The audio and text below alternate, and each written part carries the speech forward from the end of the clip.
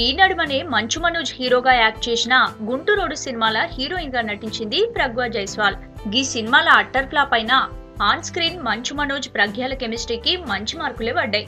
ఇప్పుడు మంచు మనోజ్ కు సూపర్ జోడీ అనిపించుకున్న ప్రగ్య ఇప్పుడు మంచు వారి పెద్ద పోరడు హీరోగా యాక్ట్ చేస్తున్న ఆచార్య అమెరికా యాత్ర సినిమాల హీరోయిన్ గా యాక్ట్ చేసి ఛాన్స్ కొట్టేసింది. ఆచార్య అమెరికా యాత్ర మూవీలా ప్రగ్య పాత్ర చాలా సాంప్రదాయబద్ధంగా నటనకు అవకాశం ఉన్న పాత్ర గుర్తోని హీరోయిన్ గా గీవనే తీసుకున్నారట.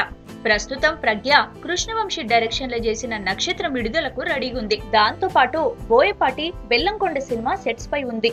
గా సినిమాలు చేసుకుంటూనే ఆచార్య అమెరికా యాత్ర సినిమా షూటింగ్ లా షరీక్ అయితదంట.